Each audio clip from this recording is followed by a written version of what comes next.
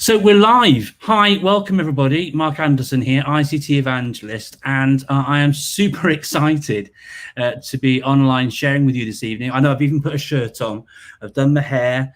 I was really pleased to see one of our guests this evening, Sophie Bailey, tweeted earlier that she'd already brushed her hair. Then she had a hair disaster because of the bad weather. But don't worry, I had a chat with her before the start of the show. Her hair is okay. But we're not here to talk about coiffes and coiffeurs and all those sort of things, although that has been something we've seen a lot of conversation about on social media during the lockdown. People have been very pleased to finally get back into seeing their hairdressers. Why I've suddenly moved into a conversation about hair, I don't know. I'll blame Sophie. But welcome to the live broadcast live stream. We're simulcasting, so we're live on YouTube and on Periscope on Twitter at the same time. And I'm super excited to bring guests to the table this evening to talk about the Frog 20 conference. It's a virtual conference this year. It's taking place online. You can sign up for the event if you go to the Frog website. You can sign up and get your free ticket to attend there. My first guest to bring on to the stage, as it were, today is the Managing Director of Frog, Gareth Davies. And I'm really keen to get a feel from him about how the event has been shaped. And I've been very lucky to attend a number of the Frog conferences over the years. And it's been great to sort of get loads of really good takeaways from the event, obviously about using the Frog platform, but from other things as well. Sean Harford, for example, is someone I remember hearing from and getting some great insights into teaching, learning, and inspection, and all those things related to teaching and learning. Not really with a focus on technology, but a great place and an opportunity to have those conversations. And that's something which is a real hallmark, I think, of the Frog events that I've attended over the years. It's been great to learn about the Frog product and what it is that you can do with it and development and those sort of things. But I'm really keen to not give too much of the game away, but to bring Gareth in to explain a little bit about the thinking behind this year's conference. So I'm just going to remove this from the screen for a second. I'm going to bring Gareth on in, and here he is. Hi, Gareth. How are you? Hi, Mark. I'm very well, thank you very much. My first time live on YouTube. I'm hoping to earn some brownie points from the kids for this. Oh, well, you'd be down with the kids with that. So you have to get them to subscribe to the channel and do all that sort of stuff, Gareth. Absolutely, yeah. So how are you? This is the first time we've spoken in some time, actually. So how are you? I'm very well, thank you. We're mostly in lockdown, a little bit fed up with the kitchen, as are many at the minute, but in good health, happy spirits. Oh, that's good to hear. So the event this year is taking place virtually, and that's kind of for obvious kind of reasons. But with lots of these things that are happening at the event this year are framed around stories. Can you share a little bit about why that's the case and what's been happening and the things you've been experiencing over the past 6 to 8 months? Yeah, exactly. So, I mean, the world caught us all a little bit by surprise in March time. The servers at Frog have been absolutely crushed with the level of use that they've seen from our existing customers. And it's been really exciting to see how some of them have really excelled. I think an observation is those that had their curriculum online anyway have absolutely soared. It's almost like they've felt no pain. But we've seen some fantastic stories from all around the world now. Normally, we would do a conference that would not be virtual, and Lucy had the fantastic idea of let's do this one virtually, and we're going to do it very differently. This one's going to be focused around, not around Frog, to be honest. It's going to be focused around the schools. We're all going through this together. It's going to be, in my opinion, at least 12 months, maybe a lot more, of having to find ways of educate children from home. And our focus here is entirely on sharing those stories in the hope that the other schools can pick up some of those great ideas and take them back to the school and give every kid the best chance they can during this difficulty. Oh, that's superb, and I think that's a fantastic idea as well. I always share that education is a force for good, and when we can work together, both as educators, but also with the edtech companies who help and support our endeavours in school, is for the best, isn't it? I think so. That's superb and really, really lovely to hear, Gareth. You mentioned Lucy. I'll bring Lucy on in now. Hiya, Lucy. How are you? Hi, Mark. I'm well, thank you. You? Yeah, I'm really, really good, thank you. What can we expect more from than what Gareth has said so far at the event? What we got planned across the whole of the day? Crikey, there are so many stories, there's so many speakers. I'm not going to steal some of their thunder that are coming on after myself, but from the school's perspective, I suppose since March, schools started sharing their stories with us anyway, as schools do and teachers do, they just naturally share. But we've been having more and more insight into what has been going on, and every school's different, but we are all experiencing the overarching feeling of we can't connect necessarily with children, with parents, and finding ways to do that. So those schools that have been sharing their stories have come on board, and things from structuring the school day, engaging with parents, using e-portfolios to take things more online have been quite prevalent. And don't forget, the schools haven't actually been closed. It's just a new way of it's a new approach, really, I suppose, and making things simple and taking things more online. So that's what we're hoping on the day, to share some of that. So whether you're a frog school or not a frog school, the hope is, one, you don't feel alone, you feel part of the family that we all are. And secondly, as Gareth mentioned, if there's something that you can take from the day and implement that back into school, then that's fantastic. That's really, really helpful. Lucy, can you share with me where people can go to get themselves signed up to attend the event? It's free, isn't it? So there's no cost to attend or anything. It's taking place, as we can see in the background on the screen here right now, actually on the 18th of August. Starts at 9 a.m. Where do people go to sign up to attend? So you just go to frogeducation.com/frog20. But if you go to the main frogeducation.com website, you'll see right in the center of the page the Frog Conference. And you're right, it's free, completely free. We're going to be sending out recordings and snippets after the day, because there's much more than we can actually show on the day. So there's lots more to go at. It starts at 9. And it finishes about 1:45, 1 o'clock on the day. So it's a morning, and we know it's during the holidays, but we've had such an overwhelming response to it that we kind of extended it a little bit more to take some more of those stories out to everyone, really. Yeah, brilliant stuff. Thank you so much, Lucy. I'm really keen to hear from one of our speakers, Nina. Now, I've known Nina Jackson for quite some time. She's going to be sharing a presentation about finding and sharing your fizz. I'm wondering if there's going to be some sort of like free pick and mix available at the event or something. Let's bring Nina in to find out what she means by finding and sharing your fizz, and what we can expect from Nina at Frog 20. Nina, welcome to the chat. I'm just going to rearrange things a bit, Nina, because you're a bit hidden at the moment. I'm just going to remove Gareth and bring him back. There we go. You've just been promoted there, Nina. Oh. How are you? I'm all right, thank you. How are you? I can't believe that you've demoted Gareth, because I'm not being funny right now. I am just so thrilled and humbled that between Gareth, Lucy and yourself, Mark, to have an occasion to be on the Frog Conference is just mind-blowing. I've been brilliant. Occasionally, you know, during this lockdown, I'm sure like the rest of us, I've lost a bit of my fizz now and again. You know what it's like. You get a bit of grey day here and there.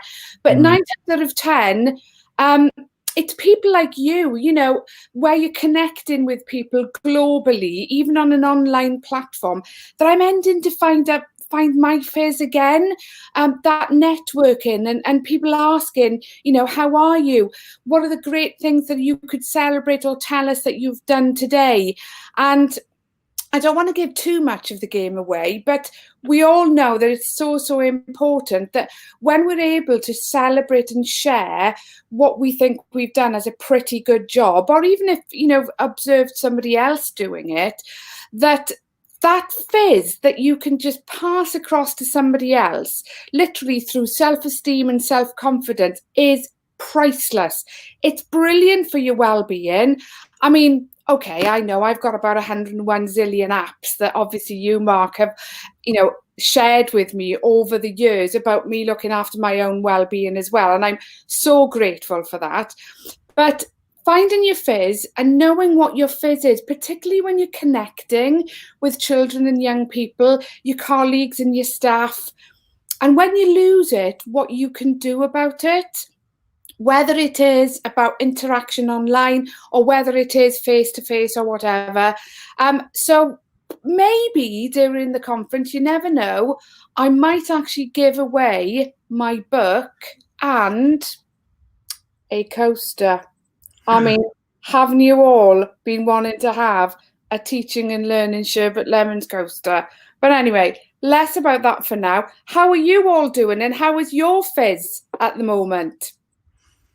I'm not too bad, thank you very much, Nina. I'm saying a bit hot. I heard from Sophie earlier that she's had some thunderstorms down where she lives in the southwest of England. I'm in the southwest as well, but I think she's even more southwest to me. So I'm hoping I get some of that, because a bit of thunder and lightning sort of clears the mugginess a bit, doesn't it? So that's what I'm hoping for there. How's your fizz, Lucy? How are you doing? Are you feeling full of the joys of everything? I'm feeling quite bubbly tonight. Less about fizz and more about a bit of frizz going on here, I'd say, in this humidity. But yeah, we're all getting really excited about next week. So fizz level 10, I'd say, Nina. Fizz level 10. Can I just say, Lucy, I never knew that you were an improvised poet on the go. Do you know what I mean? It's not about the fizz, it's about the frizz. I mean, that's a catchline if ever there was one. Be fair. Do you know what? A little bit of that. Fizz across to you. How about yourself, Gareth? How are you feeling with your fizz? Grand. We've been caught unawares in the north of England over the last 2 days. The sun's come out. We thought that was it. So yeah, we're all confused, running around in circles.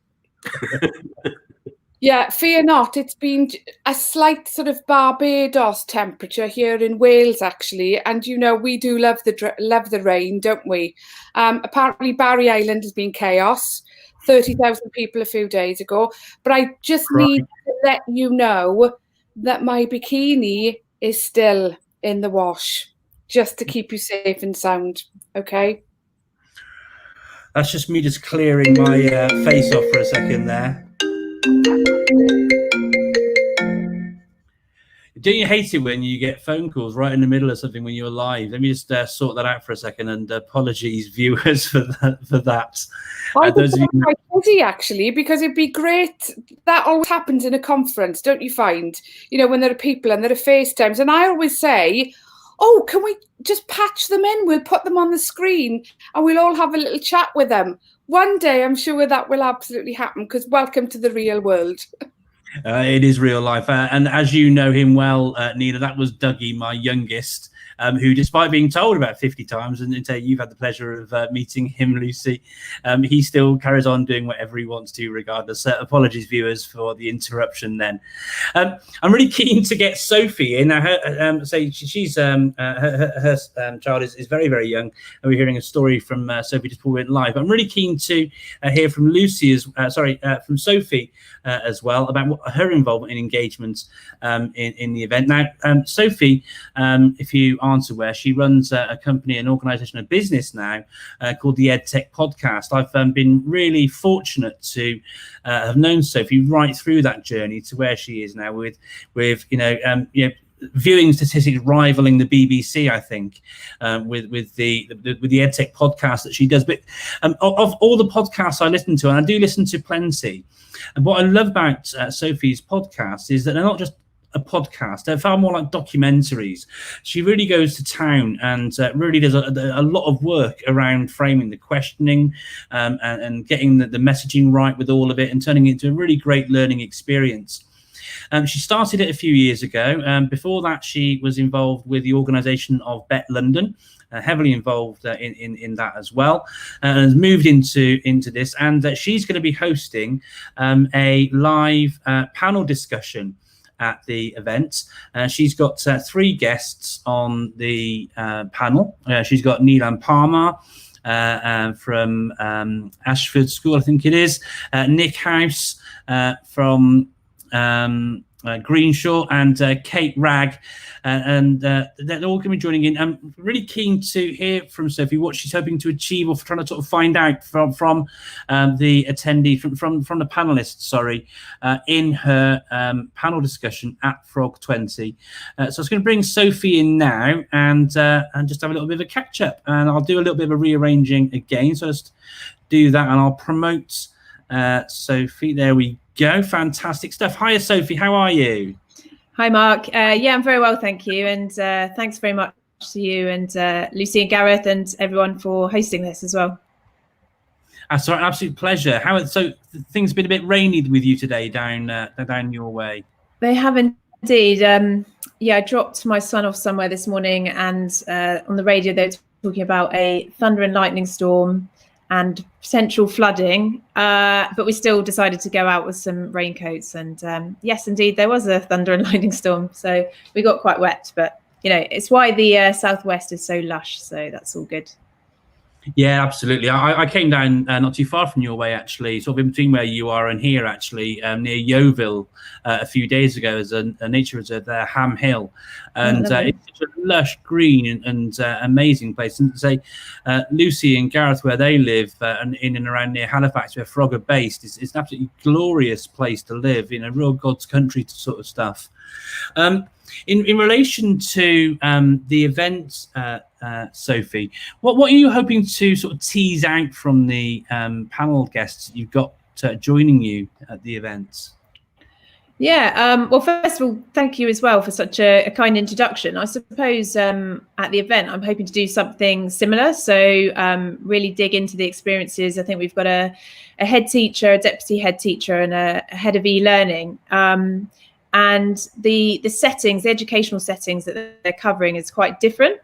So just really understanding how they've kind of coped and adapted over the last weeks and months, and anything they can share about, you know, the planning going into September. So as we know and seen on the news, there's more and more kind of local lockdowns that are either coming into effect or potentially going to be coming into effect. So trying to get from them some of their scenario planning and which technologies they may have invested in and found of sort of value, and any other kind of lessons they want to share, especially around sort of safeguarding and preventing the acceleration of the digital divide, which has sort of come to the fore over the last kind of weeks and months. So yeah, I think that's it. And then I know we've got Neelam Parmar. She's been on the podcast before.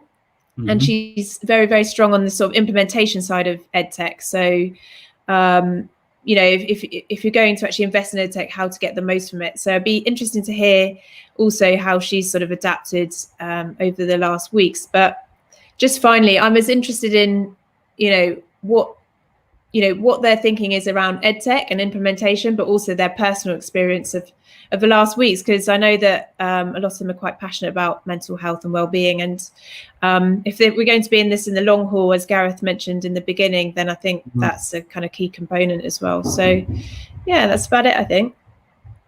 Yeah, absolutely. Speaking of all that sort of thing as well, there's lots of sort of buzzwords around it. One of the questions I sort of sent to you and shared with you beforehand, have you picked up any sort of EdTech sort of buzzwords and things? I mean, new normal is one that sort of springs to mind for me. I did write a little list last night. So we've got, of course, build back better, teach back better, which is the nice twist on that, bridge to the future, which is always good.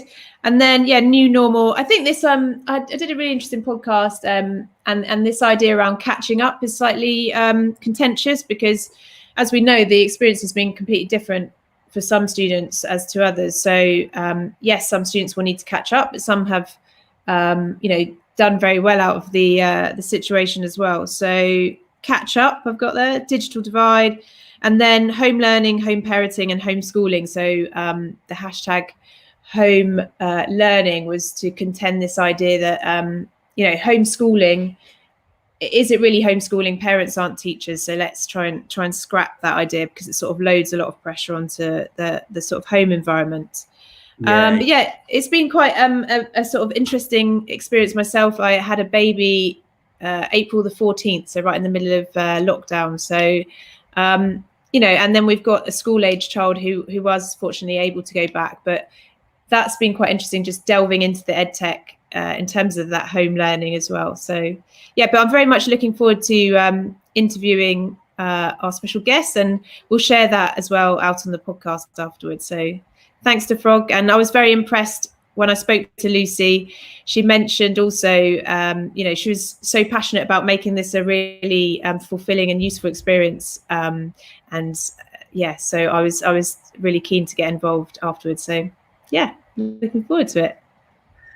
Super. It's one of the reasons why I involve myself with Frog so much, to be fair, Sophie. I'm, you know me, I don't work with everybody. I'm quite selective as to who I work with, but I've always been impressed with their attitude and approach to, how they interact with schools and work with schools. They obviously they want to make money as a business and all that, but they've got a real altruistic approach to things. And I guess that, Gareth, stems from you, would you say, Gareth?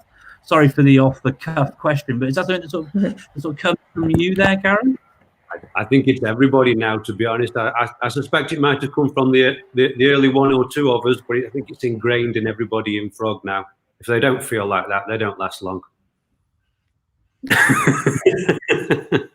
You're pleased to hear one of the Frog schools and somebody from a school that I've visited myself, and Nick House is the head teacher of George Bly's viewing. He sent us a little message through, so he did a little bit of a green shawl there from getting a mention earlier.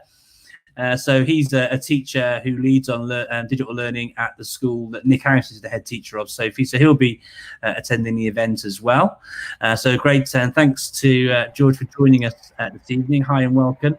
I'm keen to hear more from our other speakers and guests this evening on the live stream as well. So I'm just going to jump off from here a second. The next person I want to introduce to you is someone that I'm really pleased to, and actually I can say the same really of Sophie and of Nina and of Lucy and of Gareth really, but Bukky is someone that I've had the opportunity to become really close friends with during lockdown.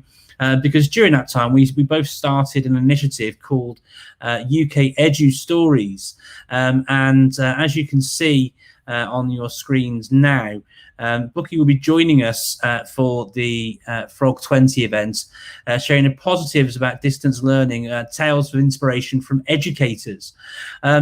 It might seem a little bit previous now to ask Bukky what she's going to be sharing about during her keynote and things.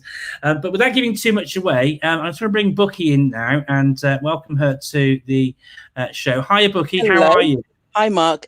Lovely to see you. I'm keeping cool, so I'm really happy. Just keeping cool and reclaiming my fears. So just to coin the expression that Nina mentioned, because I actually took about 2 or 3 weeks off from social media, away from social media. So anyone who knows me knows that I've got my mobile in one hand and other devices in the other, and constantly tweeting or like sending messages. So to take time out to have a break was really good, because I think it enabled me just to sign off the academic year that we had and get my mind, body and soul ready for the academic year that's going to be coming up, even though we're not quite sure about how it's going to turn out, but in a good place. Thank you very much, and feeling very relaxed. Good. And I have to say a massive wow to your new headphones, because they are something to behold. They are beautiful. Thank you so much. You did share with us the story behind how you came to have the headphones before we went live. But Bukky, they are amazing. Well, thanks to my youngest brother.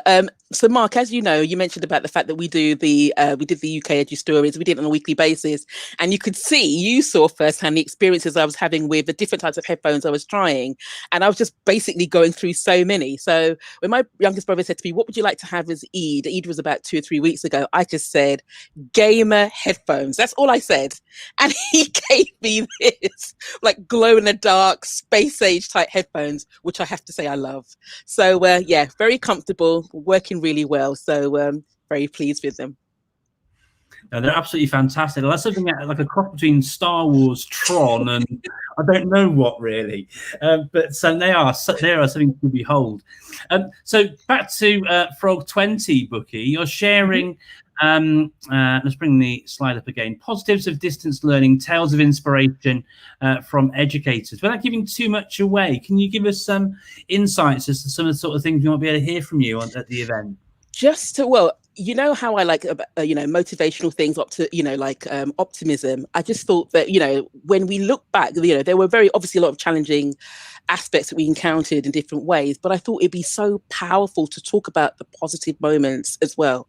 So I'll be looking at what happened in my school context. I work in an unusual context. It's a special school and also alternative provision.